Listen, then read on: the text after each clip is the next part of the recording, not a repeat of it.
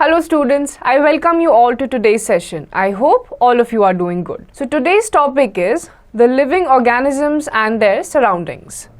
Let's learn about habitat, components of a habitat, interactions, types of habitat, adaptations, adaptation in plants, adaptation in animals, special adaptations in some animals.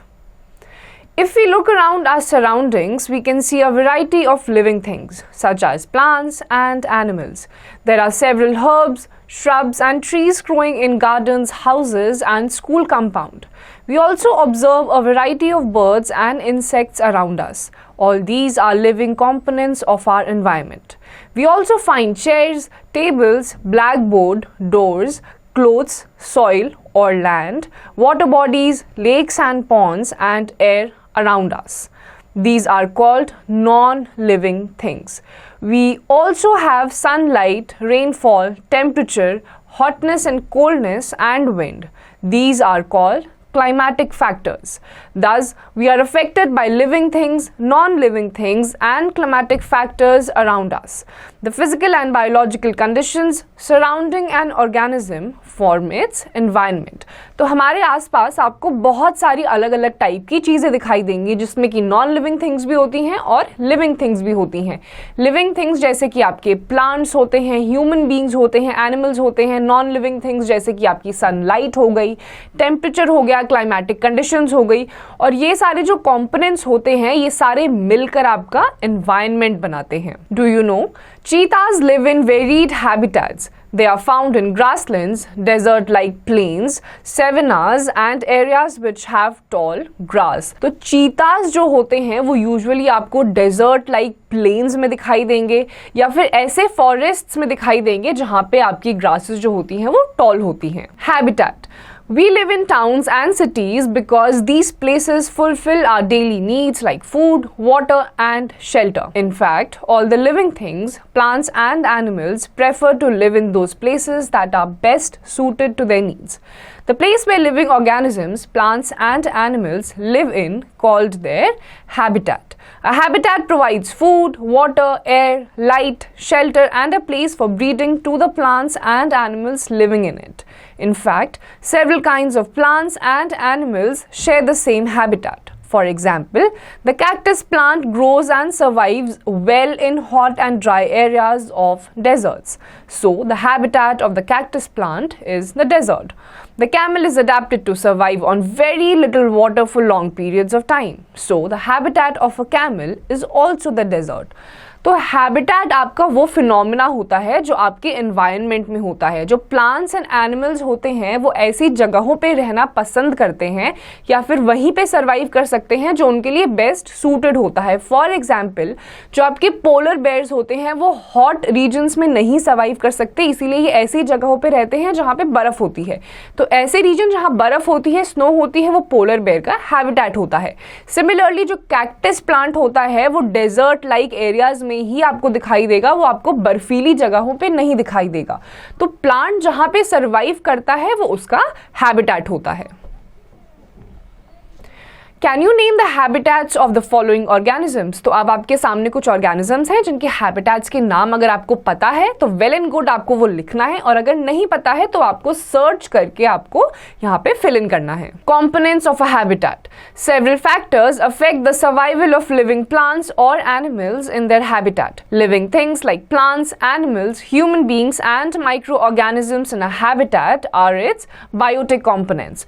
Non-living things like soil, land, water, air, sunlight, temperature, wind, etc. in the habitat constitute it's abiotic components. तो आपके जो habitat होता है उसमें non living components भी होते हैं और लिविंग कॉम्पोनेंट्स भी होते हैं. जो आपके लिविंग कॉम्पोनेंट्स होते हैं वो बायोटिक स्ट्रक्चर बनाते हैं हैबिटेट का, जैसे कि आपके प्लांट्स हो गए, माइक्रो ऑर्गेनिजम्स हो गए, एनिमल्स हो गए. दूसरी तरफ जो अबायोटिक कॉम्पोनेंट होता है उसमें आपके आते हैं नॉन लिविंग थिंग्स जैसे कि सनलाइट, एयर, लाइट, टेम्परेचर. ये सारे आपके अबायोटिक कॉम्पोनेंट्स में आते हैं. A pond and a forest have two main components. Number 1, abiotic or non-living components. Number 2, biotic or living components. तो आपका जो पॉन्ड होता है और फॉरेस्ट होता है यानी कि पानी और जंगल, उसमें दो टाइप के कंपोनेंट्स होते हैं, एक अबायोटिक यानी कि नॉन लिविंग ऑर्गेनिजम्स और एक बायोटिक यानी कि living organisms. Abiotic components. You know that air, water, light, soil, temperature, rainfall, wind, etc. form the physical environment of a place. These are also called abiotic components or factors because they influence and are able to change the climate of a place. Hence, they are called climatic factors. They help in the survival of living beings in a place, habitat.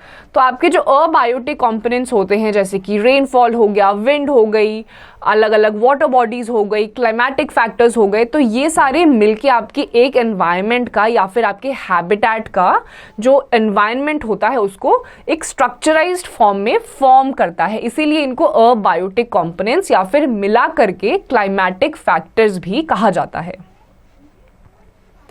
Do you know? Small organisms such as bacteria, fungi, etc. cannot be seen with naked eyes. Due to their small size, these are called microorganisms.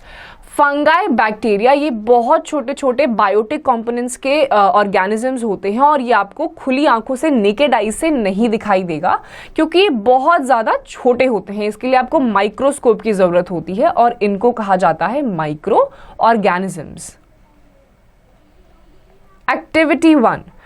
Keep a potted plant in a dark room. Keep another potted plant in sunlight. Water both the plants regularly. Record your observations after 15 days. तो आपको दो plants लेने हैं, एक को आपको sunlight में रखना है, एक को आपको डार्क रूम में रखना है. रेगुलरली एक सर्टेन अमाउंट ऑफ टाइम तक उनको वाटर करते रहिए और फिर 15 दिन के बाद दोनों पॉट्स में क्या डिफरेंसेस है उनको आपको ऑब्जर्व करना है. Sunlight. Green plants need sunlight to make food. They also need sunlight to grow.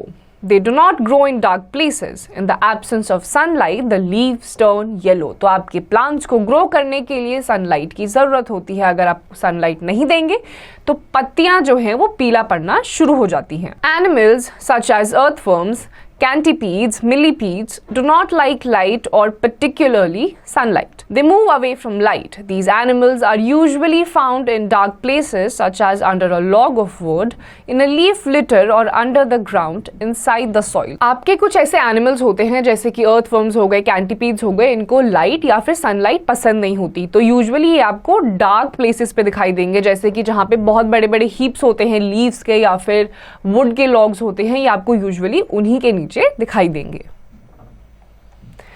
The ultimate source of light and energy is the sun. तो आपका जो sun है वो आपका prime source है light का. During summers, you may have observed a common ornamental plant called Portulaca, धूप खिरी. Flowers in this plant bloom after sunrise and close down after sunset. Similarly, in Bahunia, Kachnar, leaves open during daytime and close or fold during night. तो आपके कुछ ऐसे यहाँ पे आपको दो फ्लावर्स के एग्जाम्पल दिए गए हैं जो आपको सिर्फ सनलाइट में ही ब्लूम होते हुए दिखाई देंगे. जब तक आपकी सनलाइट होती है वो फ्लावर्स ब्लूम करते हैं, जैसे ही सनसेट हो जाता है, अंधेरा हो जाता है, वो फ्लावर्स वापस से मुरझा जाते हैं.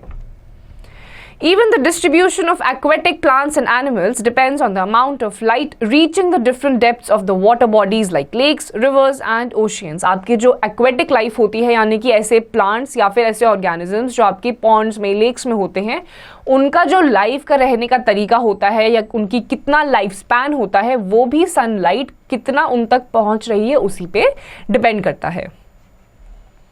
Temperature. The degree of hotness or coldness is called temperature. Temperature is measured by a thermometer. The sun is the main source of light and heat on the earth. Different parts of the earth do not get equal amounts of sunlight and heat. Therefore, the temperature varies from place to place. Some parts of the earth are too hot while others are too cold for animals and plants to survive.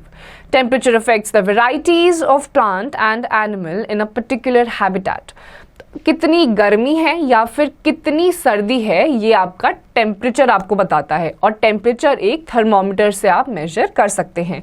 आपकी अर्थ में sunlight जिस तरीके से अलग अलग जगहों पर पड़ती है उसकी रेंजेस अलग अलग होती हैं। इसी की वजह से आपको कुछ ऐसे रीजन्स दिखाई देंगे अर्थ पे ही जहाँ पे बहुत गर्मी होती है और कुछ ऐसी जगह दिखाई देंगी जहाँ पे बहुत ठंड पड़ती है।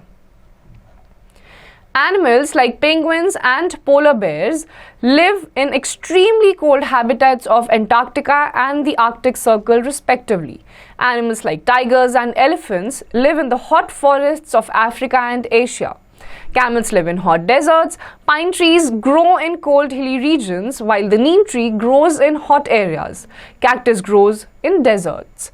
तो आपके कुछ ऐसे एनिमल्स हैं जैसे कि आपके पोलर बेयर्स हो गए, ये आपको बहुत ज़्यादा ठंडी जगहों पर दिखाई देंगे जैसे कि एंटार्क्टिका या फिर आर्कटिक सर्कल्स पे। On the other hand elephants और टाइगर्स आपको बहुत ज़्यादा हॉट रीजन्स में दिखाई देंगे जैसे कि आपके अफ्रीका या एशिया के फॉरेस्ट हो गए। कैक्टस आपको डेजर्ट्स में दिखाई देंगे।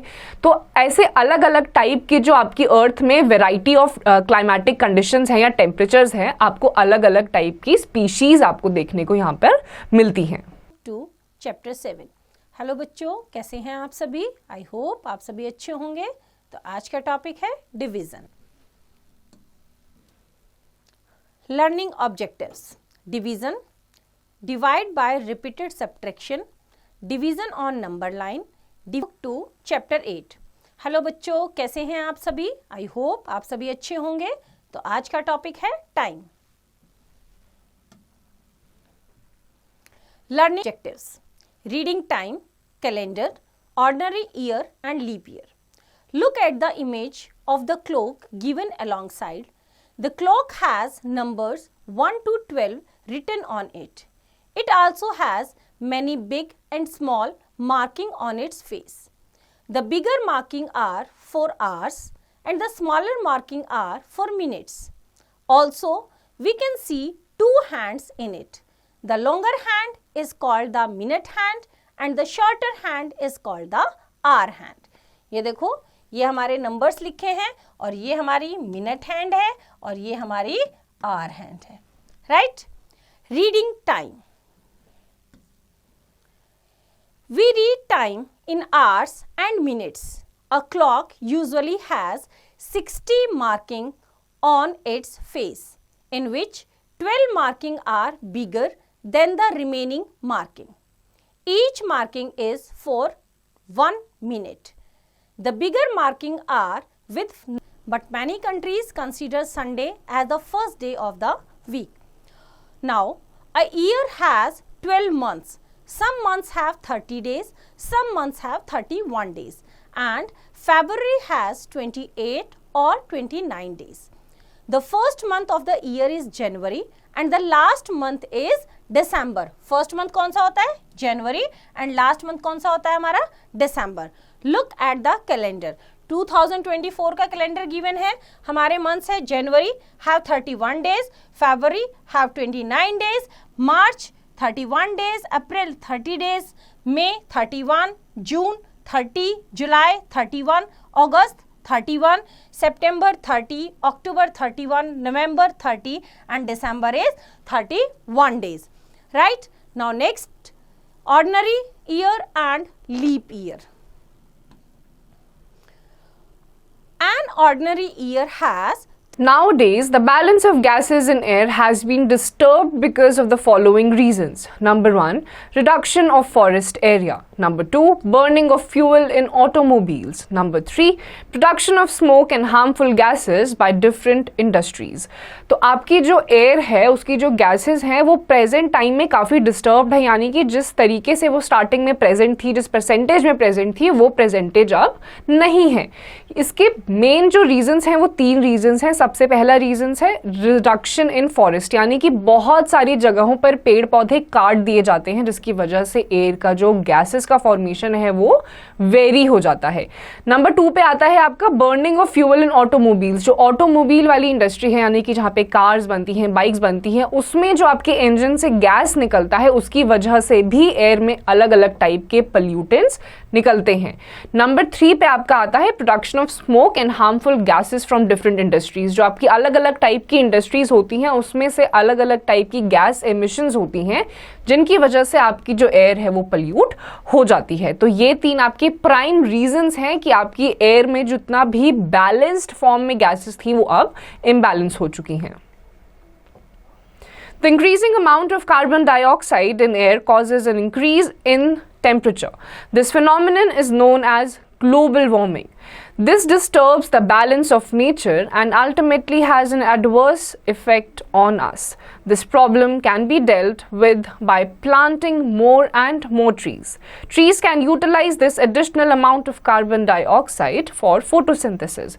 तो अब आपका एक नया फिनोमिना सामने आ रहा है जिसकी वजह से आपके टेम्परेचर में चेंजेस हो रहे हैं, बहुत ही ज़्यादा राइज इन टेम्परेचर हो रहा है। ये हो रहा है एक्सेसिव कार्बन डाइऑक्साइड की रिलीज की वजह से, जिसकी वजह से ओजोन लेयर में आपकी जो एक होल बन रहा है वो धीरे धीरे बड़ा होता जा रहा है।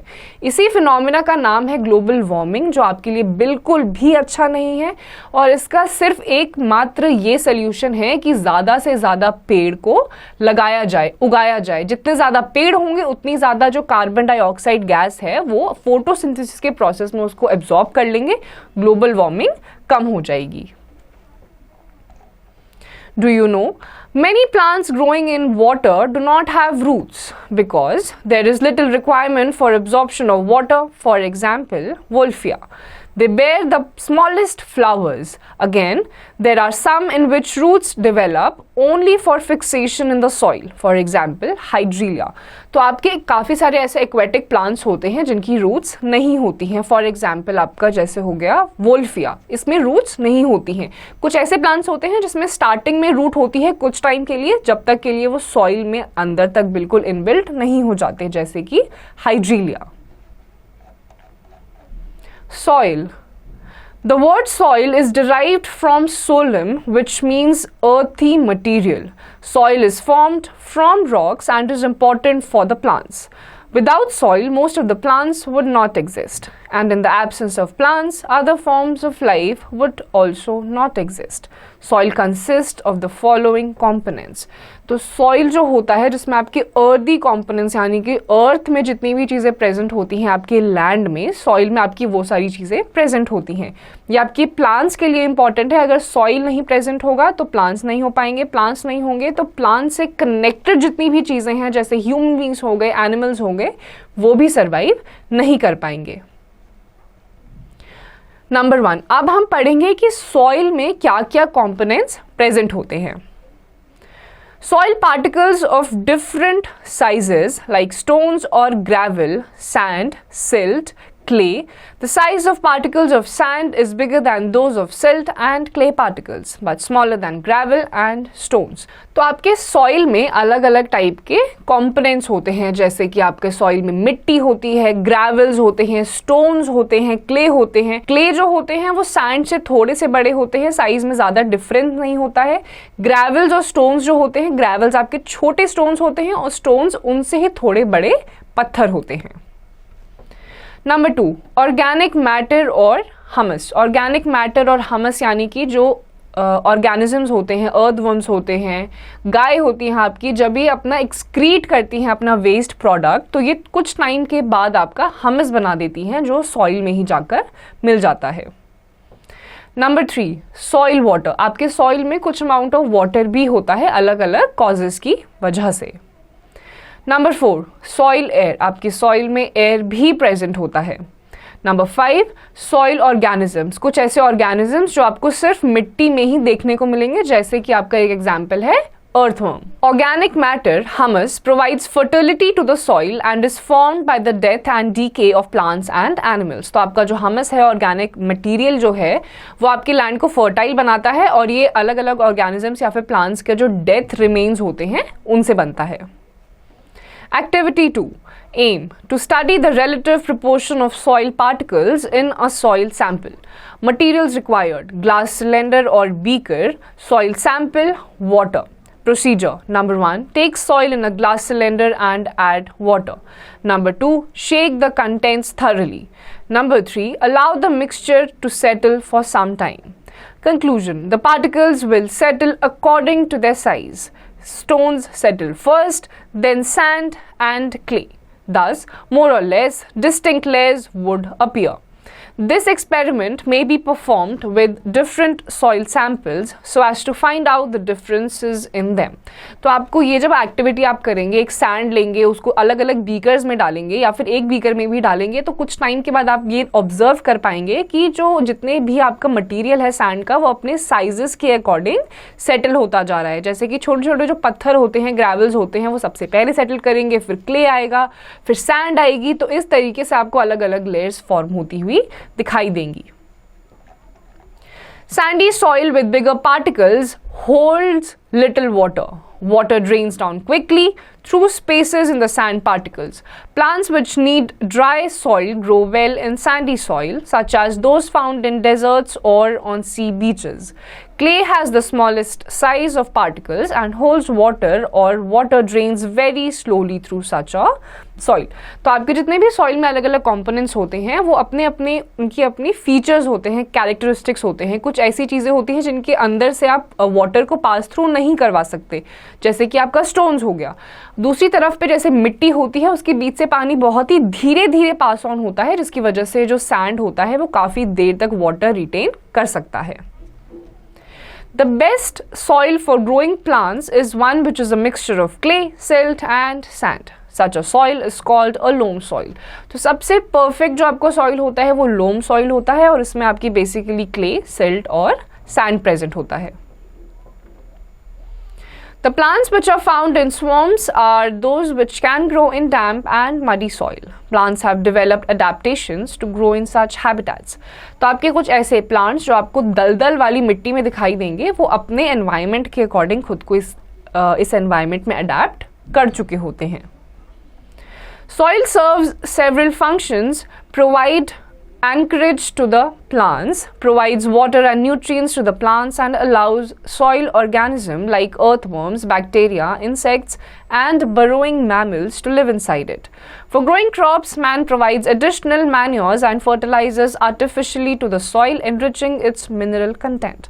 तो आपके जो वाटर होता है उसमें अलग अलग टाइप के मिनरल्स प्रेजेंट होते हैं. It is a habitat for various kinds of animals और insects. For example earthworms. Earthworms जो होते हैं ये ऐसी टाइप के जो और इंसेक्ट्स होते हैं, सॉइल में ही रहना पसंद करते हैं. सॉइल में आपके वाटर कंटेंट होता है, एयर कंटेंट होता है, अलग अलग टाइप के मिनरल्स होते हैं जो आपके प्लांट्स को होल्ड करके रखते हैं, एंकरेज प्रोवाइड करता है.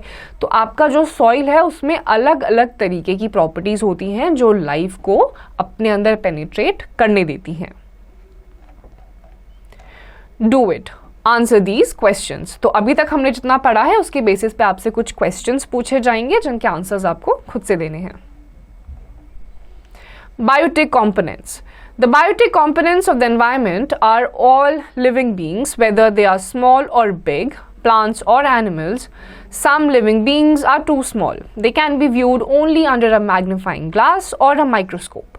Such organisms are called microorganisms. Example, bacterium, plural bacteria, fungi, amoeba, etc. Other organisms may be very big. They can be seen without any instrument. Such organisms are called macroorganisms. Example, housefly, mosquito, plant, man, elephant etcetera. तो आपके biotic components में वो सारी चीज़ें आती हैं जो living beings होती हैं. फॉर एग्जाम्पल प्लांट्स हो गए, माइक्रो ऑर्गेनिजम्स. माइक्रो ऑर्गेनिजम्स वो ऑर्गेनिजम्स होते हैं जो आपको नेकेड आई से नहीं दिखाई देते, आपको माइक्रोस्कोप का यूज़ करना पड़ता है, जैसे कि आपके बैक्टीरियाज हो गए, फंगाई हो गए, अमीबा हो गया. ऑन द अदर हैंड कुछ ऐसे ऑर्गेनिजम्स होते हैं जो साइज में बड़े होते हैं, जैसे कि mosquitoes, house flies, man, elephant या फिर अलग अलग काइंड्स ऑफ एनिमल्स जो आपको बिना किसी इंस्ट्रूमेंट के भी दिखाई दे सकते हैं. तो ये मिलकर बनाते हैं biotic components. Fact file. A food chain can be big और small. Smaller the food chain, some energy gained, you get more energy if you are vegetarian. तो आपका जो फूड चेन होता है उसमें जितने आप छोटे छोटे स्मॉल प्रोपोर्शंस ऑफ फूड लेंगे उतना ही आपके स्टमक के लिए वो बेनिफिशियल होता है. वेजिटेरियन फूड सबसे ज़्यादा इजी टू डाइजेस्ट होता है और आपकी बॉडी के लिए उतना ही हेल्दी भी होता है. Biotic components. Note, each living being has some role to play in the environment. according to which they are categorized in different groups. तो आपके जितने भी बायोटिक कंपोनेंट्स में अलग अलग ऑर्गेनिजम्स आते हैं उनकी अपनी अपनी प्रॉपर्टीज होती हैं जिनके बेसिस पे उनको कैटेगराइजेशन दी गई है. The biotic components of a particular habitat can be divided into three groups: producers, consumers and decomposers. तो आपके बायोटिक कंपोनेंट में जितने भी ऑर्गेनिजम्स होते हैं उनको तीन कैटेगरीज में डिवाइड करा गया है: producers, consumers and decomposers. Number 1, producers. All the green plants have green leaves because of the presence of chlorophyll in it. They prepare their own food by the process of photosynthesis. Hence, they are also called autotrophs or producers. तो आपकी जितनी भी green leaves होती हैं जो photosynthesis के process से अपना खाना खुद बनाती हैं उनको कहा जाता है प्रोड्यूसर्स. इनको जितने भी प्रोड्यूसर्स होते हैं जैसे कि आपके ग्रीन प्लांट्स हो गए जो अपना खाना खुद बनाते हैं उनको ऑटोट्रोफ्स भी कहा जाता है. Auto means self, trophs means organisms. Thus, autotrophs are producers of food. The green leaves are the food factories. तो जितने भी autotrophs होते हैं वो अपना खाना खुद ही बनाते हैं इसीलिए उनको autotrophs कहा जाता है. जो green plants होते हैं उनकी जो green leaves होती हैं वो food factories होती हैं यानी कि photosynthesis leaves में ही होता है. Carbon dioxide plus water in the presence of sunlight, chlorophyll in leaves, glucose, food plus oxygen. तो ये आपका पूरा एक केमिकल फॉर्मूला है कि कार्बन डाइऑक्साइड और वाटर को कंबाइन करके जब सनलाइट की प्रेजेंस होती है it gives out glucose, food plus oxygen. Glucose is converted into starch. Glucose starch में कन्वर्ट हो जाता है. This is autotrophic photosynthetic reaction used to make food glucose. तो ये एक फोटोसिंथेटिक रिएक्शन है यानी कि एक सनलाइट के प्रेजेंस में ही ये हो पाता है इसीलिए इसमें फोटो वर्ड आया है कि जितना अगर सनलाइट नहीं होगी तो ये पूरा का पूरा प्रोसेस प्लांट्स प्रिपेयर नहीं कर पाएंगे. Number 2, consumers. All the organisms cannot prepare their own food, so they depend on others for their food. Such organisms are called consumers or heterotrophs. दूसरे पे आते हैं आपके कंज्यूमर्स यानी कि वो ऑर्गेनिजम्स जो अपना खाना खुद नहीं बना सकते, ये एक्सटर्नल फैक्टर्स पे रिस्पॉन्सिबल होते हैं या डिपेंडेंट होते हैं अपना खाना खाने के लिए और ऐसे लोगों को कहा जाता है या ऐसे ऑर्गेनिजम्स को कहा जाता है heterotrophs. Hetero means different, trophs means organisms. Consumers that obtain their food directly from the green plants are called primary consumers, example goat, cow, buffaloes, etc. They are also called herbivores. ऐसे organisms जो directly leaves का intake करके अपना खाना खा लेते हैं उन्हें कहा जाता है primary consumers. जैसे कि आपकी goat हो गए, cow हो गई, buffaloes हो गई. इनको पकाना नहीं पड़ता, ये directly leaves को consume कर लेते हैं. Consumers that depend on animals for their food are called secondary consumers. Example tigers, lions, wolves, etc. They are also called carnivores. ऐसे कंज्यूमर्स जो एनिमल्स पे डिपेंडेंट होते हैं अपने फूड इनटेक के लिए जैसे कि आपके टाइगर्स हो गए, लायंस हो गए, वोल्व्स हो गए, ऐसे जो कंज्यूमर्स होते हैं ये सेकेंडरी कंज्यूमर्स होते हैं और इनको कहा जाता है कार्निवोर्स. जो प्लांट्स खाते हैं प्राइमरी कंज्यूमर्स होते हैं उन्हें हर्बीवोर्स कहा जाता है. जो एनिमल्स खाते हैं एनिमल्स पे डिपेंड होते हैं ये सेकेंडरी कंज्यूमर्स होते हैं और इनको कार्निवोरस कहा जाता है. The group of animals gets their food indirectly from plants. This way of obtaining food is called food chain. तो ये जिस प्रोसेस में अलग अलग ऑर्गेनिजम्स को चाहे वो एनिमल्स हो गए या फिर ह्यूमन बींग्स हो गए जिस प्रोसेस में उनको ये खाना मिलता है इसे कहा जाता है food chain. Number 3, decomposers. After the death of plants and animals, a group of other organisms feed on them. This group consists mainly of microorganisms such as fungi, bacteria, certain insects and worms in the soil. Organisms that feed on decaying matter and convert it into useful materials are called decomposers. तीसरे number पे आपके वो consumers आते हैं या फिर decomposers आते हैं जो दूसरे ऑर्गेनिजम्स की डेथ पे डिपेंडेंट होते हैं. जैसे कि अगर कोई ऑर्गेनिज्म या एनिमल मर चुका है उसको खाकर उस पे ये अपना जितना भी सर्वाइवल है उसको कैरी फॉरवर्ड करते हैं. जैसे आपके माइक्रो ऑर्गेनिजम्स जो होते हैं, फंगाई हो गया, बैक्टीरिया होगा, ये आपको डेथ एंड डीकेड प्लांट्स या फिर एनिमल्स में ही दिखाई देंगे. These organisms play an important role in ecosystem by returning black soil nutrients, gases, etc. to the nature soil. ये जो डीकम्पोजर्स होते हैं ये बहुत ही ज़्यादा इंपॉर्टेंट होते हैं हमारी इकोसिस्टम के लिए, क्योंकि ये जो ब्लैक सॉइल के न्यूट्रिएंट्स और मिनरल्स होते हैं उनको वापस रिटेन कराने में हमारी हेल्प करते हैं. In this way they maintain the balance of nature, और ये नेचर के बैलेंस को इसी तरीके से मेंटेन रखते हैं. Nutrients taken in, producers, consumers, decomposers, nutrients released. तो ये पूरा एक साइकिल है कि किस तरीके से जो आपका न्यूट्रिएंट्स है उसका इनटेक करा जाता है, फिर प्रोड्यूसर से कंज्यूमर्स में जाता है, कंज्यूमर से डीकम्पोजर्स में जाता है, और वापस से वही जो न्यूट्रिएंट्स हैं वो एनवायरनमेंट में या नेचर में रिलीज हो जाते हैं. Do you know what clothes do people wear to help them live in a desert? Explain how the clothes help the people to live. यानी कि क्या आपको पता है कि अलग अलग जगहों पर अलग अलग टाइप के कपड़े पहने जाते हैं, और ऐसा क्यों होता है कि अलग अलग जगहों पे जो पहनावा होता है वो डिफरेंट होता है? इसका आंसर आपको खुद से देखना है. Interactions. Different types of interactions taken place in ecosystem keep continue its working. यानी कि हमारे environment में, nature में अलग अलग टाइप की interactions होती हैं जिसकी वजह से हमारे ecosystem या फिर nature का जो balance है वो अभी तक maintained है. A. Interactions among biotic components. For example, plants depend on animals for transfer of pollen grains, seeds, manures and carbon dioxide for their survival. जैसे कि कुछ plants wind पे, water पे, animals पे dependent होते हैं pollen grains को, seeds को एक जगह से दूसरी जगह पर transfer करने के लिए. Animals depend on plants for food, oxygen, health, medicine and other materials including shelter. जो animals होते हैं वो plants पे dependent होते हैं अलग अलग चीज़ों के लिए, अपने shelter के लिए, food के लिए, medicine के लिए. Animals show different types of associations with each other. For example, prey-predator relationship. तो animals में भी अलग अलग टाइप का relationship होता है, जैसे कि prey and predator का.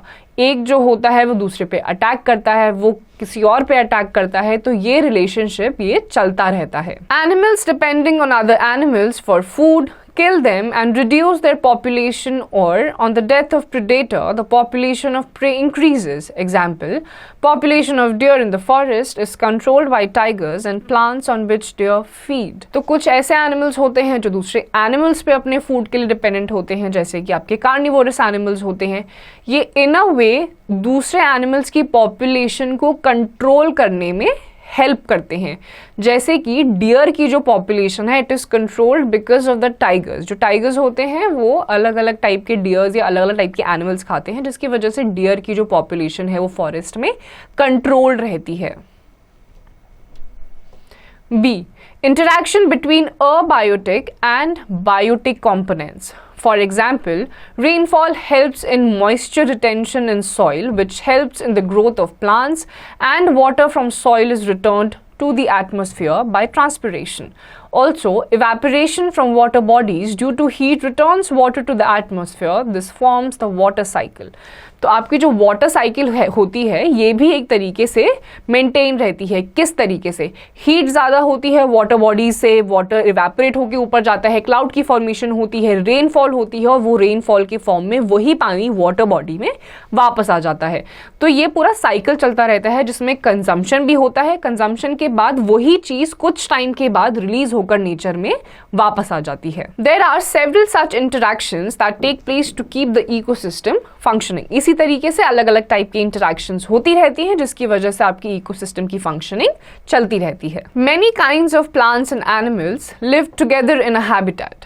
They share the same habitat, that is the habitat of fish and water plants is water, not desert. तो आपके अलग अलग टाइप के जो ऑर्गेनिजम्स होते हैं, जैसे कि वाटर बॉडीज में जो प्लांट्स एंड एनिमल्स रहते हैं उनका जो हैबिटेट होता है वो वाटर होता है, ना कि desert. Types of habitat. The major types of habitats are number 1 terrestrial habitat, number 2 aquatic habitat. तो आपके मेन टाइप के दो ही हैबिटेट होते हैं, एक terrestrial habitat और दूसरा aquatic habitat. Terrestrial habitat. Terra in Latin means ground. The organisms that live on land are called terrestrial organisms and their habitats are called terrestrial habitats. For example, humans, cows, deer, tigers and lions are terrestrial organisms. Let us know about some terrestrial habitats. तो terrestrial जो है जिसमें एक terra word आता है, ये एक Latin word है जिसका मतलब है land, और जितने भी organisms, animals जितने भी land पे रहते हैं उनको terrestrial land animals कहा जाता है. Number 1, deserts. Deserts are usually very hot during daytime and very cold at night. They get very little rainfall, so there is very little water available in the desert. Yet, a large number of plants and animals live there. Let us study what adaptations they have in these difficult conditions. तो सबसे पहला जो आपका terrestrial habitat है वो है desert, और ये ऐसा रीजन होता है जहाँ पे दिन के टाइम पे बहुत ज़्यादा गर्मी होती है और रात होते होते यहाँ पे बहुत ज़्यादा ठंड हो जाती है. यहाँ पे आप नॉर्मल टेम्परेचर्स में सर्वाइव करना थोड़ा मुश्किल होता है. यहाँ पे आपको कुछ टाइप के एनिमल्स और प्लांट्स देखने को मिलते हैं जो ऐसे रीजन्स में सर्वाइव कर सकते हैं. A. Adaptations in plants. Cacti, singular cactus, commonly grown in deserts. This plant has the following adaptations. तो अब हम देखेंगे कि deserted locations पे जो animals या फिर organisms होते हैं, plants होते हैं, वो किन टाइप की adaptations करते हैं वहाँ पे survive करने के लिए. Number 1, it has very long root that goes very deep into the soil for absorbing water. तो cacti जो singular cactus होता है ये deserts में आपको देखने को मिलेगा. इसकी roots बहुत लंबी होती हैं जिसकी वजह से ये soil में जितना भी water होता है deep down जाके उसको absorb कर लेता है. Number 2, the leaves are reduced to spines. They help in reducing loss of water from the leaves through transpiration. तो transpiration के process में जो leaves water को बाहर की तरफ environment में फेंक देती हैं, जो cactus की जो spines होती हैं वो खुद को spines में reduce कर लेती हैं, जिसकी वजह से transpiration में जितना ज़्यादा जो पानी निकलता है उसको वो कम कर देती हैं. Number 3, the stem is thick and fleshy because it stores water. The stem is green in color. इसकी जो stem होती है ये thick और fleshy होती है जो water को retain कर लेती है. Number 4, since this plant does not have leaves, the stem is adapted to make food through photosynthesis. तो इस plant में leaves नहीं होती तो इसकी जो stems होती हैं वो ही photosynthesis को carry forward करती है. Number 5, the stem also has a waxy coating to prevent the loss of water. इसकी जो stems होती हैं, cactus की जो stems होती हैं, waxy होती हैं जिसकी वजह से पानी कम से कम बाहर की तरफ निकलता है. B. Adaptation in animals. Desert snakes and rats make deep burrows that offer a cool and moist home during daytime when the desert is hot and dry. At night when the desert is cool, the animals come out of their deep burrows and holes and become active. Nocturnal animals. तो ऐसे animals जैसे कि जो desert snacks या फिर desert rats होते हैं ये दिन के टाइम में गहरा खड्डा खोद कर दिन भर वहीं पे रहते हैं जिसकी वजह से उनको एक मॉइस्ट और ठंडा एनवायरनमेंट हैबिटेट मिलता है. जैसे ही रात होती है मौसम ठंडा हो जाता है, ये अपने बरो से बाहर निकलते हैं और एक्टिव हो जाते हैं. ऐसे एनिमल्स को जो रात में एक्टिव रहते हैं दिन में ये सो जाते हैं या फिर छुप जाते हैं उनको नॉक्टर्नल एनिमल्स कहा जाता है. A camel has several adaptations that help it to survive in a desert. तो camel जो desert में बहुत ही आसानी से रहा जाता है, इसे ship of the desert भी कहा जाता है. ये अलग अलग टाइप की adaptations करता है. Number 2, mountain habitats. These habitats are normally very cold and windy. They are cooler even in summer. In the mountains, the habitat varies with altitude or height. As we go higher up in the mountains, the temperature decreases. It also snows during winter at high altitudes. A large variety of plants and animals live in mountainous regions. Let us take a look at the adaptive features of these plants and animals. तो आपके जो mountains होते हैं ये usually आपको plains से comparison में यहाँ पे ठंडा एनवायरनमेंट दिखता है.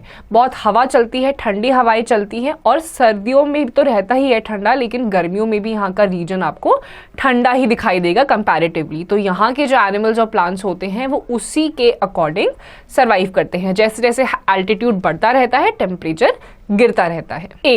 Adaptation in plants. Trees like pines usually grow on the sloping sides of the mountains. Since most of the rainwater in such areas flows down the slopes, very little water is available to the trees. To conserve water, leaves are reduced to needle-like structures. They have a thick, waxy coating on their surface to reduce the loss of water by transpiration. These trees are normally cone-shaped and have sloping branches. This helps the rainwater and the snow to slide off easily. तो mountainous regions में आपको pines जैसे बड़े बड़े trees दिखाई देंगे जो mountains के स्लोपिंग एजेस होते हैं, ऐसे एजेस होते हैं, वहां पे आपको दिखाई देते हैं। इनकी भी जो कोटिंग होती है वैक्सी कोटिंग होती है, जिसकी वजह से ट्रांसपिरेशन में ज़्यादा पानी इनकी बॉडी से रिलीज नहीं होता है। B. Adaptation in animals. Animals like yaks, bears, mountain goats and snow leopards that live in mountains have thick fur to protect them from cold. तो ऐसे एनिमल्स जो ठंडी जगहों पर रहते हैं जैसे कि याक हो गया, माउंटेन टाइगर्स या फिर लेपर्ड्स हो गए, इनकी बॉडी पे मोटे मोटे फर की कोटिंग होती है जो इनको सर्दियों से बचा कर रखती है। Polar bears live in polar regions. Study how they adapt themselves in a habitat full of ice and snow the whole year.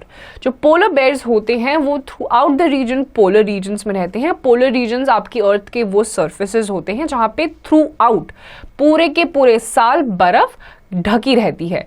ऐसे रीजन्स में ये रहते हैं और ये वहाँ पर किस तरीके से सर्वाइव करते हैं ये आपको खुद से देखना है। Number 3. Forest and grassland habitats. Lions, tigers and other carnivorous animals living in forests and grasslands have to obtain their food by killing animals like deer. Let us know how a lion is adapted in the forest or grassland. Lions have the following adaptations. तो कुछ ऐसे आपके animals होते हैं forest lands में, grasslands में, जो दूसरे एनिमल्स पर डिपेंडेंट होते हैं, जैसे कि लायंस। लायंस को खाना खाने के लिए दूसरे एनिमल्स को पहले मारना होता है, फिर वो खाते हैं। तो अब हम देखेंगे कि लायंस किस तरीके से ग्रासलैंड्स में अडेप्ट करते हैं खुद को। ए. They have eyes in front that help them to see their prey like deer from a great distance. Lions की जो आंखें होती हैं वो इतनी शार्प होती हैं कि एक बहुत ही दूर अच्छे खासे डिस्टेंस पे भी वो अपने प्रे को, जैसे कि डियर हो गया, उनको देख सकती है। B. They have sharp teeth and long claws in their forelegs to catch and tear the flesh of the prey. इनके जो टीथ होते हैं और जो क्लॉज होते हैं, आगे पंजे होते हैं, ये इतने ज़्यादा शार्प होते हैं जिनकी मदद से, ये क्लॉज की मदद से उनको पकड़ते हैं और अपने शार्प टीथ से उनको खा सकते हैं बड़ी ही आसानी से। C. Their light brown color helps to hide in dry grasslands when they hunt for their prey. और जो इनका कलर होता है बॉडी का, ये लाइट ब्राउन होता है, जिसकी वजह से ये ऐसे ग्रासलैंड्स में बड़ी ही आसानी से छुप जाते हैं अपने प्रे से बचने के लिए। D. They are able to run very fast that allows them to catch their prey. और ये बहुत तेजी से भाग सकते हैं जिसकी वजह से ये बड़ी आसानी से अपने प्रे को पकड़ लेते हैं। Deer also have some adaptations to escape from predators like lions and tigers. Deer की भी अलग अलग adaptations होती हैं lions और tigers से बचने के लिए। A.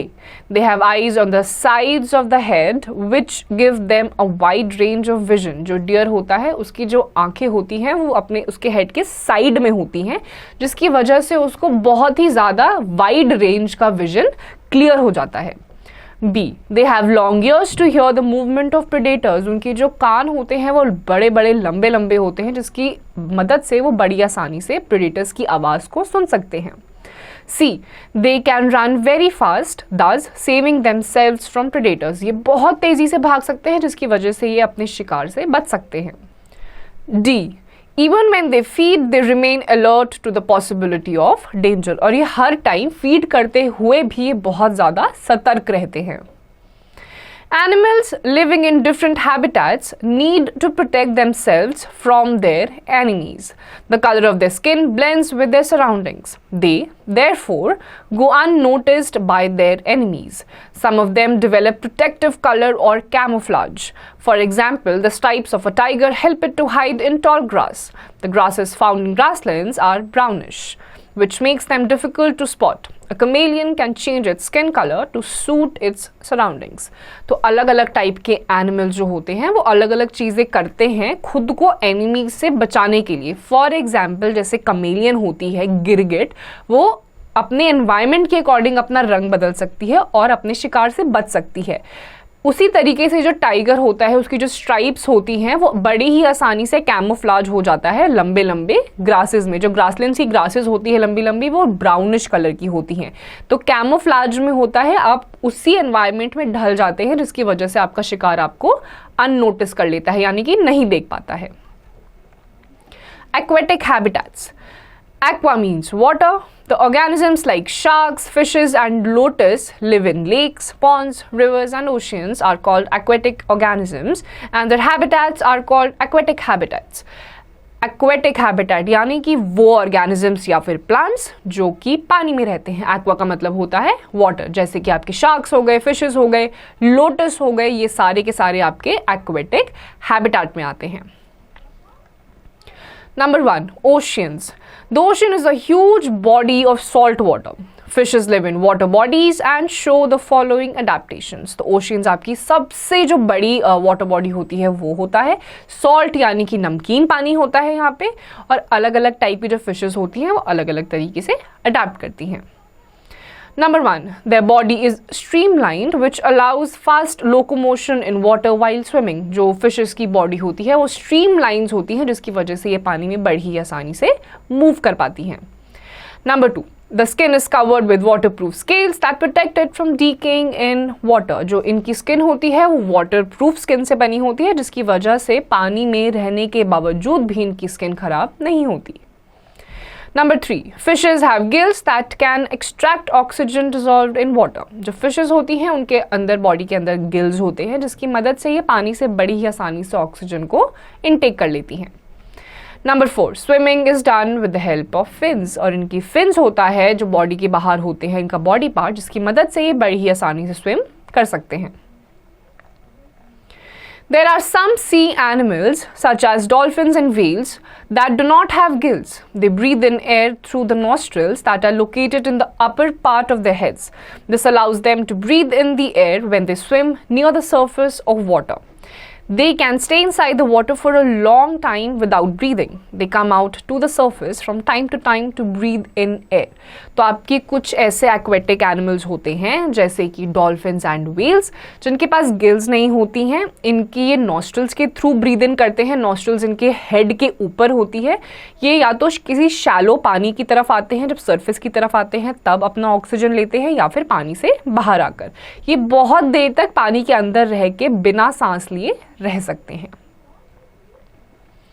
Number 2, ponds and lakes. A pond or lake is a small freshwater body compared to the sea or the ocean. A large variety of aquatic plants grow in ponds, lakes and rivers.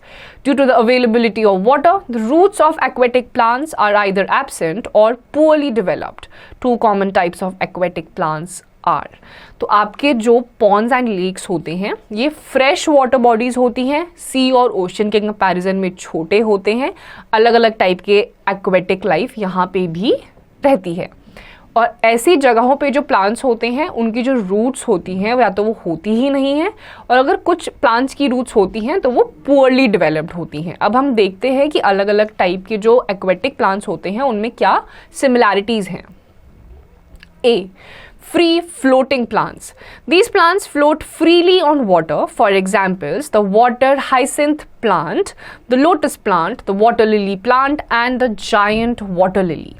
In these plants, leaves are large and flat. A waxy coating is found on these leaves that makes them waterproof and protects them from the decaying effects of water.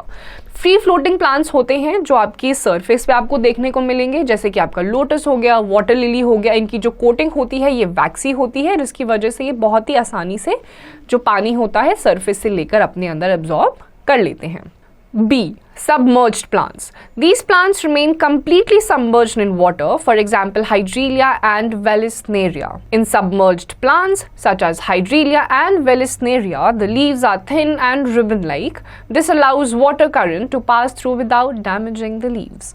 तो submerged plants वो plants होते हैं जो surface पे नहीं होते हैं, completely पानी के नीचे रहते हैं. इनकी जो स्किन होती है ये इस तरीके से डेवलप्ड होती है कि वाटर करंट जब इनके ऊपर से पास थ्रू भी करता है तो इनकी लीव्स को हार्म नहीं करता है. For example hydrilla. Adaptations. Adjustment of an organism better than other organisms in a habitat is its adaptation. Thus, an organism which is adapted to a habitat will, number 1, live successfully in that habitat. यानी कि जितने भी organisms होते हैं अगर वो अच्छे तरीके से अपने environment में, अपने habitat में adapt कर लेता है तो वो एक अच्छी life जीता है. और जितने भी जो plants होते हैं या organisms होते हैं अगर वो अच्छे तरीके से adapt कर लेते हैं तो सबसे पहला उनका फ़ायदा होता है कि वो सक्सेसफुली एक बहुत ही हेल्दी लाइफस्टाइल को कैरी फॉरवर्ड करते हैं, कंटिन्यू करते हैं. Number 2, have modified features that help it to survive. इनके मॉडिफाइड यानी कि चेंज्ड फीचर्स होते हैं अपने एनवायरनमेंट के अकॉर्डिंग, हैबिटेट के अकॉर्डिंग, जो इनको सर्वाइव करने में हेल्प करते हैं. This is needed for survival of an organism. Organisms living in different habitats will have different modified features. Example, fishes live in water, aquatic habitat. They have fins, gills and streamlined body for living in water. They cannot live on land. तो अलग अलग जो water bodies में जैसे आपकी fishes होती हैं उनकी स्ट्रीमलाइन बॉडीज़ होती हैं, गिल्स होते हैं, फिन्स होते हैं जिनकी मदद से वो पानी में रह सकते हैं बट लैंड पे नहीं रह सकते. सिमिलरली जो लैंड एनिमल्स हैं वो लैंड पे रहते हैं, उनके फीचर्स वैसे ही होते हैं, वो पानी में नहीं सर्वाइव कर सकते. Do you know? Ancestors of giraffe were just like goats. Giraffe adapted themselves to browse leaves of trees. Hence, they needed long neck. जो जिराफ्स के ancestors हैं वो goats की तरह दिखते थे, लेकिन बड़े बड़े पेड़ों से लीव्स को खाने के लिए जिराफ्स ने अपने आप को इस तरीके से अडेप्ट करा कि उनकी नेक धीरे धीरे with time millions of years तक इवॉल्व होते होते बड़ी होती गई. Camel is better suited to live in desert, not on mountain or in forest. So organisms have various modifications for different habitats. Let us study them.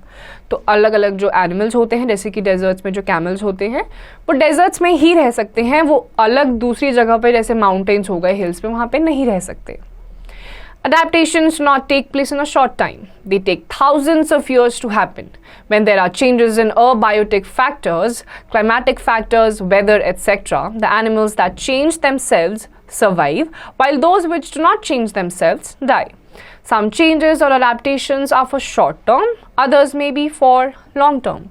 Adaptations are as per needs of organisms for survival. This results in the formation of variety of organisms from ancestors. So today we have variety of organisms living in different habitats. तो जो जितने भी organisms होते हैं वो with time, ये कुछ 1 साल 2 साल का टाइम पीरियड नहीं होता है, ये थाउजेंड्स ऑफ हज़ारों साल लगते हैं किसी भी एक ऑर्गेनिज्म को हैबिटेट के अकॉर्डिंग खुद के फीचर्स को मॉडिफाई करने के लिए. जो ऑर्गेनिजम्स खुद को मॉडिफाई कर लेते हैं दे सर्वाइव, जो नहीं कर पाते हैं वो मर जाते हैं. तो ये बहुत टाइम लगता है किसी भी एक ऑर्गेनिज्म को, प्लांट को अपने हैबिटेट के अकॉर्डिंग अडेप्ट करने के लिए. Adaptation in plants. Adaptations in plants living in various habitats are as follows. Adaptations in hydrophytes. Hydrophytes means water plants are plants that grow in excessively wet conditions or completely in water. Though there are several types of hydrophytes, 2 common types are. तो आपके hydrophytes वो plants होते हैं जिनको excessive water की ज़रूरत होती है. बहुत सारे टाइप के होते हैं लेकिन अभी हम पढ़ेंगे 2 common types के बारे में. Number 1, submerged plants. Those living completely underwater like Hydrelia and Vallisneria. तो पहला टाइप आपका हाइड्रोफाइट्स में आता है submerged plants, जैसे कि हाइड्रीलिया हो गया, जिनको बिल्कुल वाटर के नीचे ही रहते हैं ये. Number 2, floating plants. Those living or floating on the surface of water or slightly below it like the water hyacinth Eichhornia, water lily and lotus. These plants show adaptations in their roots, stems and leaves. दूसरा type का आपके floating plants होते हैं, या तो ये surface के ऊपर होते हैं या फिर इनका आधा पार्ट पानी के अंदर होता है, आधा पार्ट ऊपर होता है, जैसे कि आपका वाटर लिली या फिर lotus. Roots and root hairs are poorly developed as water is not a problem. तो जो ऐसे plants होते हैं इनके roots या तो होते ही नहीं है या फिर poorly developed होते हैं, क्योंकि इनको पानी के लिए roots की ज़रूरत नहीं होती है, पानी में ही रहते हैं तो उनको पानी की कमी नहीं होती. Stem is thin and flexible so that it can sway or bend along with the water movement and pressure. इनकी stem जो होती है thin होती है, आराम से इधर उधर ढुल सकती हैं, ताकि जिस तरीके से जिस तरफ आपका water current जा रहा है उसी direction में ये float करने लग जाते हैं. Leaves in submerged plants like Hydrelia are long and thin so that the strong water currents are not able to tear them apart. तो ऐसी जो leaves होती हैं हाइड्रीलिया की, ये बहुत ही लंबी और thin होती हैं, जिसकी वजह से जो water currents होते हैं उनसे इनको कोई भी harm नहीं पहुंचता. In water lily, a floating plant, the leaves are large and circular and keep floating on the surface of water. Also, a waxy coating is present on the leaves which makes them water resistant and prevents their decay in water. तो ऐसे जो plants होते हैं जैसे कि water lily, इनका body structure इस तरीके का होता है कि जितने भी water currents होते हैं वो इनको कोई भी damage नहीं कर पाते. Mesophytes are the plants growing in habitats which have a moderate climate. तो mesophytes में वो plants आते हैं जो moderate climate यानी कि ना ज़्यादा ठंडी होती है ना ज़्यादा गर्मी, वहाँ पे survive कर पाते हैं. For example, rose, sunflower, mango, rosewood, etc. Common adaptations in mesophytes are as follows. Number 1, they have well developed and branched roots which have root hairs and root cap. तो ऐसे जो जितने भी plants होते हैं जैसे ये आपका मैंगो हो गया, इनकी जो roots होती हैं या root hair होते हैं properly developed होते हैं, जिसकी वजह से ये आराम से water को absorb कर सकते हैं. Number 2, they have a well developed strong stem which may be green or woody. इनकी stem बहुत strongly developed होती हैं, या तो ये green color की होती हैं या फिर wood होती हैं. Number 3, leaves are large, broad and thin and fall in autumn to reduce transpiration. इनकी जो leaves होती हैं large होती हैं, broad होती हैं और thin होती हैं, और autumn यानी कि पतझड़ के समय पर ये गिर जाते हैं ताकि transpiration को ज़्यादा से ज़्यादा ये reduce कर सके. Number 4, stomata are present on both sides of leaves. और ऐसे जो plants होते हैं mesophytes जो plants होते हैं, leaves की दोनों ही side up and down दोनों side पे stomata present होता है. Xerophytes are the plants which survive in desert habitats on dry places where there is scarcity of water. For example, cactus, asparagus, euphorbia and yucca. Common adaptations in xerophytes are as follows. xerophytes में वो plants आते हैं जो deserted जगहों पर रहते हैं, जैसे कि आपका cactus हो गया, asparagus हो गया, euphorbia हो गया, yucca हो गया, जिनको ज़्यादा पानी की ज़रूरत नहीं होती. ये किस तरीके की adaptation करते हैं आइए देखते हैं. Number 1, they have long and extensive root systems which separate deep into the soil to absorb water. इनके roots बहुत लंबे होते हैं जो soil से water को absorb करते हैं. Number 2, the stem is fleshy and green to store water and make food by the process of photosynthesis as in cactus. इनकी जो stem होती है ये green और fleshy होती है, जिसकी मदद से ये आराम से photosynthesis perform कर सकते हैं. Number 3, leaves get modified into spines to reduce loss of water through transpiration. जो leaves होती हैं they modify themselves into stems, जिसकी मदद से transpiration कम हो जाता है, water कम reduce होता है.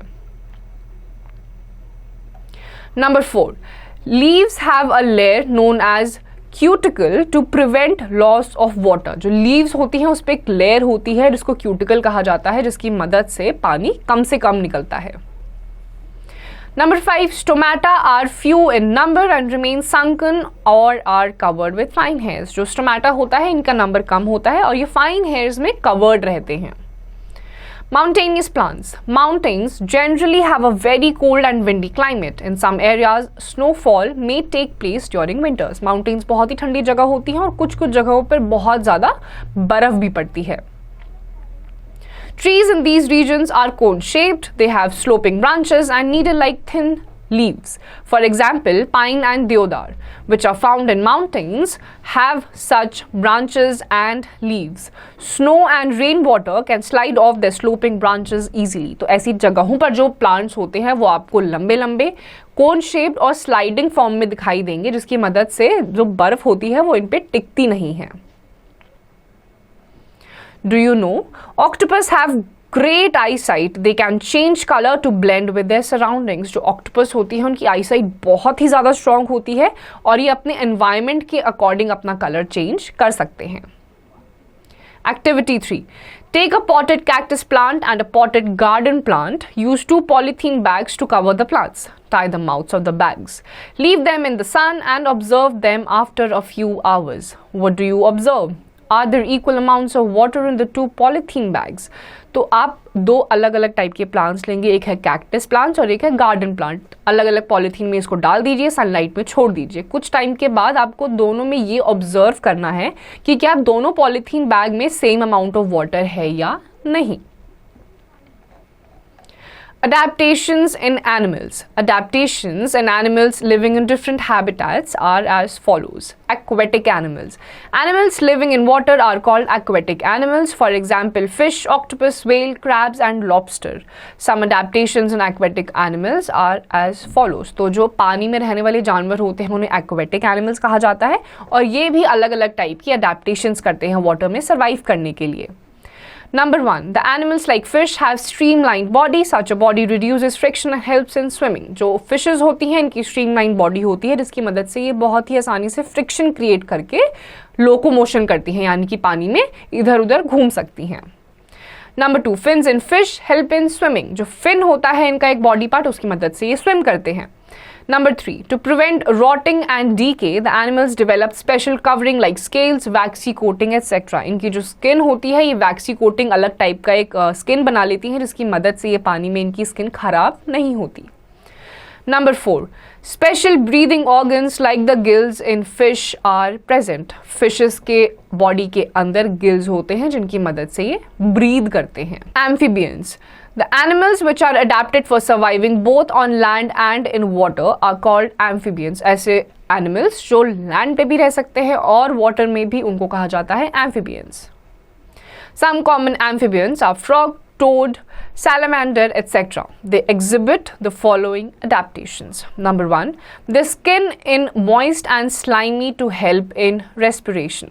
The skin absorbs oxygen dissolved in water. Such animals also have lungs for respiration on land. तो ऐसे जो एनिमल्स होते हैं ये वाटर में अपनी स्किन के थ्रू जितना भी ऑक्सीजन होता है उसे एब्जॉर्ब करते हैं और इनकी बॉडी के अंदर लंग्स भी होते हैं जिसकी मदद से ये लैंड में सांस ले सकते हैं. Number 2. Hind legs are strong and long. Hind यानी कि पीछे के जो इनके लेग्स होते हैं ये काफ़ी स्ट्रॉन्ग होते हैं. Number 3.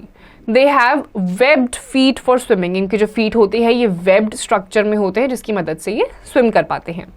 Number 4. They go for a long sleep when it is too hot और टू कोल्ड. जब बहुत ज़्यादा ठंडी या बहुत ज़्यादा गर्मी पड़ती है तो ये लंबी स्लीप पे यानी कि हाइबरनेशन मोड पे चले जाते हैं, पूरे उस सीजन में सोते ही रहते हैं. Number 5. During this period, they consume little energy and survive on fat stored in their bodies. और ऐसे टाइम पे हाइबरनेशन के टाइम पे लॉन्ग स्लीप के टाइम पे अपनी बॉडी में धीरे धीरे जो एनर्जी होती है इसको ये सेव करते हैं और इनके बॉडी फैट की मदद से ये अपना खाना वाना जो भी होता है उस तरीके से सर्वाइव करते हैं. Demerit or xeric animals. Animals which can survive in the extreme hot and dry climate of deserts are known as xeric animals. For example, lizards, snakes, insects, camels, etc. They possess the following adaptations for survival in such harsh climatic conditions. ऐसे animals जैसे कि आपके snakes हो गए, rats हो गए, जो बहुत ही ज़्यादा dry locations पे भी रह सकते हैं, उनको xeric animals कहा जाता है. अब देखते हैं कि ये किस तरीके की अडेप्टेशंस करते हैं. Number 1. Lizards and snakes have thick skin to prevent loss of water from their bodies. जो लिजर्ड्स होती हैं और या स्नेक्स होते हैं इनकी बॉडी की स्किन बहुत थिक होती है जिसकी मदद से ही काफ़ी सारा जो वाटर है उसको रिटेन कर सकते हैं. Number 2, many desert animals like snakes and insects pass hot days dry, remaining underground during the day.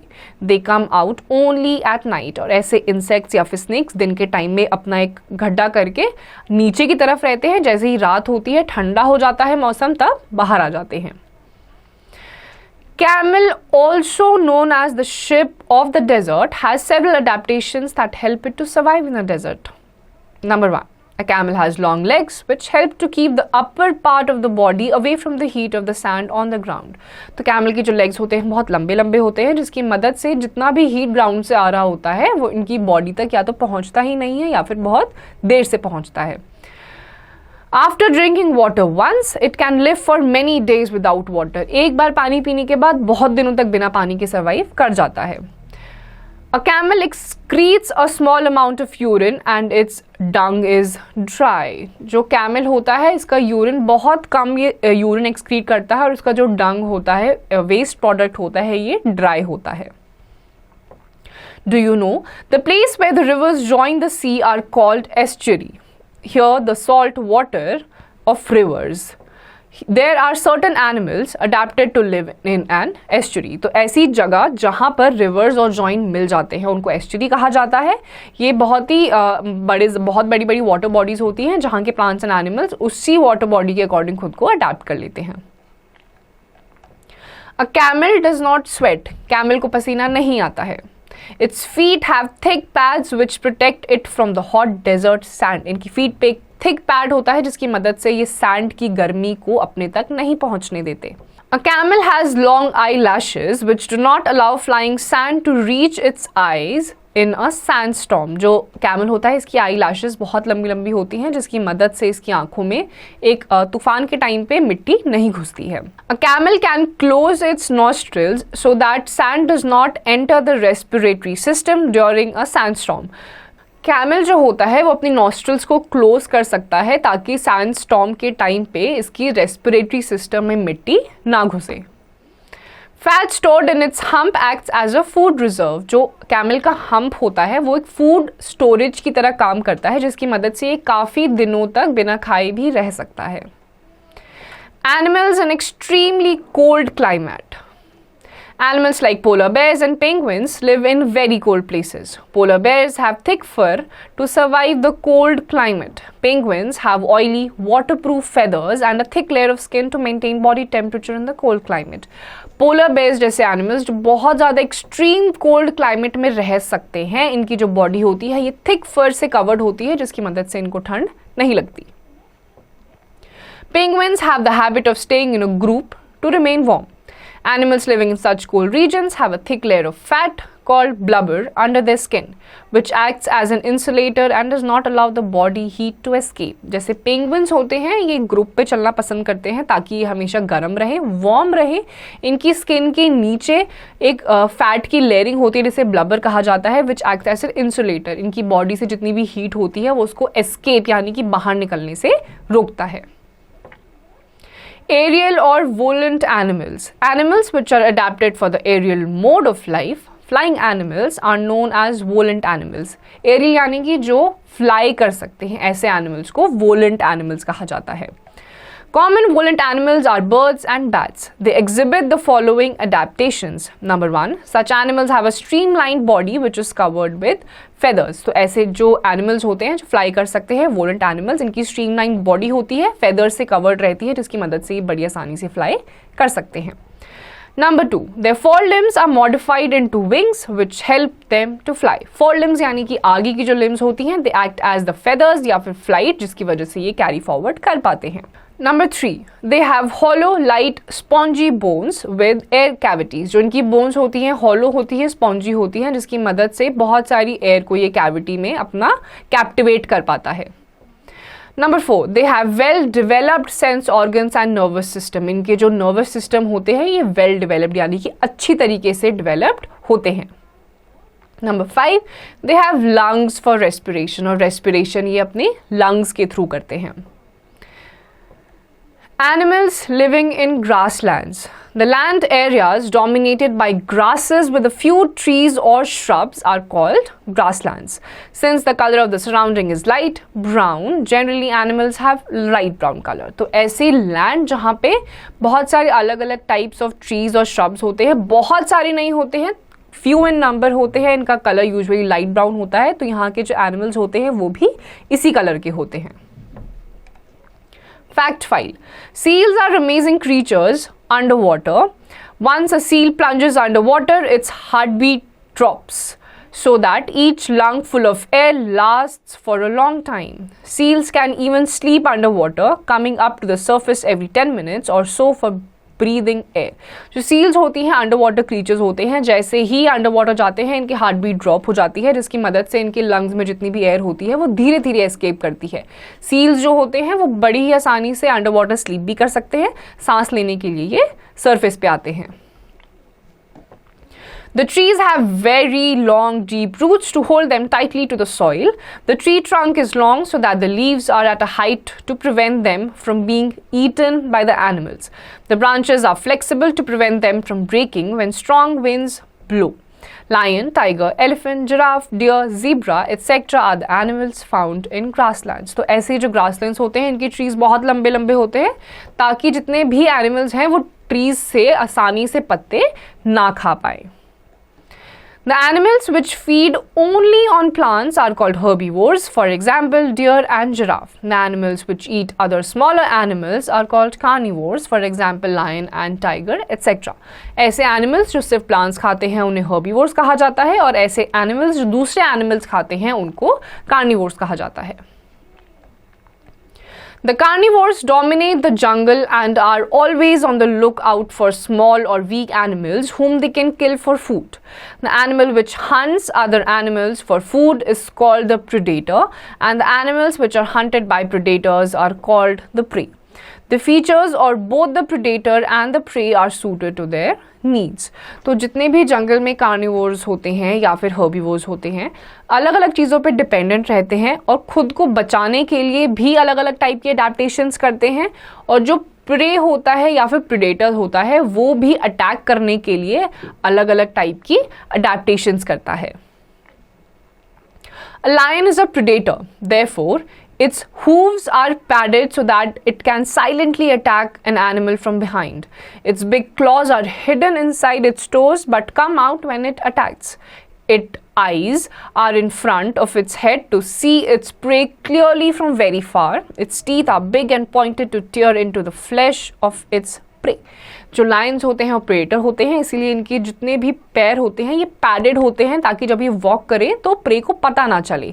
Similarly इनकी टीथ बहुत शार्प होते हैं, इनके क्लॉज वैसे छुपे हुए रहते हैं but once they are in the attacking mode, जब इन्हें अटैक करना होता है तब इनके क्लॉज बाहर आ जाते हैं जो बड़ी ही आसानी से इनके फ्लैश को, अपने प्रे के फ्लैश को टीयर कर सकते हैं, फाड़ सकते हैं. On the other hand, a deer has long but strong legs so that it can run fast. Its eyes are on the sides of its head to see in all directions and spot its enemies from all sides. Its ears are long and pointed to hear even the lightest sound. At even the hint of a trouble, it runs away very fast to escape danger. जो dear होता है ये एक pray होता है, इसकी आंखें head के दोनों साइड पे होती है जिसकी वजह से क्लियर इनको विजन मिलता है. बहुत ही इनके शार्प ईयर्स होते हैं, स्लाइटेस्ट हल्की सी भी आवाज आती है उसी पे ये सतर्क होके तेजी से भागने लगते हैं. Do you know? A giraffe has a long neck so that it can eat the leaves present on trees at height. It has long legs so that it can run very fast when it senses danger. जो giraffe होता है उसकी नेक इसीलिए लंबी होती है ताकि ये पेड़ से पत्तियां खा सके, और इसके पैर इतने लंबे इसीलिए होते हैं ताकि जैसे ही इस डेंजर को सेंस करे वैसे ये बहुत ही तेजी से भाग जाए. Do it. Answer these questions. तो कुछ questions पूछे जाएंगे जिनके आंसर्स आपको खुद से देने हैं. Special adaptations in some animals.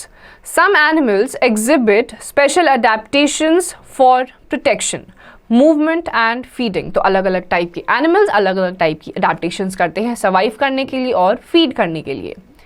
Adaptations for protection. Animals exhibit some specific modifications in their structure for protection from extreme climate and enemies. जो animals होते हैं वो दूसरे animals से अपने enemy से बचने के लिए अलग अलग टाइप की modifications करते हैं, changes करते हैं. These modifications are called protective modifications. Skin. The skin of animals protect them from various climatic conditions. For example, snakes have scales and birds have feathers to protect themselves from dehydration through the skin. जैसे आपका skin के through भी काफ़ी सारे animals जैसे कि snake हो गया खुद को प्रोटेक्ट करते हैं अलग अलग क्लाइमेटिक कंडीशंस में. Do you know most plants, animals and humans are made of billions of cells. यानी कि एनिमल्स में, प्लांट्स में अलग अलग टाइप के सेल्स होते हैं, बहुत सारे सेल्स होते हैं. A newly born baby has at least 2,200 crores cells. एक जो नया बच्चा पैदा जो होता है उसमें कम से कम 200 करोड़ से भी ज़्यादा सेल्स होते हैं. Protective coloration. Some animals change their skin color according to their surroundings. This helps them to hide from their enemies. For example, chameleon changes its color to blend with its surroundings. कुछ ऐसे animals जैसे कि chameleon होती हैं वो surroundings के according अपना color change कर लेते हैं जिसकी मदद से ये अपने enemies से बच सकते हैं. Desert animals like insects, snakes and lizards are usually sandy in color. Larvae of insects which are seen on leaves are mostly green colored. Similarly, ऐसे snakes या फिर rats जो deserts में रहते हैं ये उसी कलर के होते हैं ताकि ये अपने enemy से बच सकें. Animals like zebras, tigers and leopards have stripes or spots on their bodies which help them to merge with their surroundings. This makes it difficult for other animals to notice them. This is called camouflage. जैसे कि अलग अलग animals होते हैं, जीब्रास, Lions, चीतास, जिनकी striped bodies होती हैं और ये बड़ी आसानी से अपने एनवायरनमेंट में मिक्स हो जाते हैं, ब्लेंड हो जाते हैं ताकि अपने जितनी भी एनिमीज़ हैं उनसे बच सकें और ऐसे फिनोमिना को कहते हैं camouflage. Adaptations for movement. The organs of movement in animals are adapted to their habitat. For example, fishes have fins to swim in water. The frog has long hind limbs and powerful muscles which help it to leap on land. It also has webbed feet to swim in water. Thus, it is adapted for living both on land and in water. तो अलग अलग जो organisms होते हैं जैसे fish, उनको water में survive करना होता है तो उनकी फिन होती हैं, स्ट्रीमलाइन बॉडीज होती हैं ताकि वो वाटर में आसानी से स्विम कर सके. सिमिलरली जो फ्रॉग्स होते हैं इनकी मसल्स बहुत स्ट्रांग होती हैं, हिंड जो लिम्स होते हैं वो बहुत स्ट्रांग होते हैं जिनकी मदद से ये लैंड पे और पानी में बड़ी आसानी से रह लेते हैं. Hibernation. Animals like squirrel, bear and dormouse store food as fat in their body during summer. In winter, when food is not available, they simply go off to sleep. This is known as hibernation. आपके bears हो गए, polar bears हो गए, dormant mouse हो गए, ये जो होते हैं ये समर्स के टाइम में अपना जो खाना होता है उसको अपनी बॉडी में स्टोर कर लेते हैं फैट के फॉर्म में और जैसे ही सर्दियाँ आती हैं खाना कम हो जाता है, हाइबरनेशन यानी कि पूरी सर्दियाँ ये सिर्फ सोते रहते हैं और कुछ नहीं करते. Do you know the eyes of cuttlefish are the most developed in animal kingdom. जो कटल फिश होती है उनकी आइज सबसे ज़्यादा डिवेलप्ड होती हैं सारे एनिमल किंगडम में. Keywords: environment, everything in surroundings and affecting on an organism. Biotic, living things of an ecosystem. Abiotic, non-living things of an ecosystem. Ecology, the study of relationship between the living organisms and their surroundings. Ecosystem, dynamic system composed of biotic and abiotic components of an environment. Producers, organisms that make their own food. Consumers, organisms that depend on producers directly, primary consumers, or indirectly, secondary consumers for food. Decomposers, organisms that decompose dead material into useful products. Adaptation, adjustment of an organism better than the other organisms in a habitat for its survival. तो ये सारे वो keywords थे जिनके बारे में हमने इस पूरे चैप्टर में काफ़ी डिटेल में पढ़ा. Points to remember. Our surroundings have living as well as non-living things. Biotic components are all the plants and animals. Abiotic components are water, land, air, light, temperature, etc. that affect survival of organisms. The place where organisms live is called habitat. Habitat also has living components, plants and animals, and non-living components, air, water, etc. तो हमारी surrounding, हमारे आसपास का environment होता है, इसमें biotic और biotic components होते हैं जिसमें आपके living and non living beings दोनों होते हैं. There are different types of habitats and organisms living in them are adapted to their habitat for better survival. There are 5 major habitats on Earth such as grasslands, forests, deserts, mountains, polar regions and the aquatic water. Animals in general show adaptations in relation to locomotion, protection and feeding habits. तो अलग अलग type की आपकी adaptations आपके plants and animals करते हैं अपने अलग अलग regions या फिर habitat के according. So students, here comes the end of this chapter. इसकी जितनी भी exercises हैं वो आपको खुद से practice करनी है.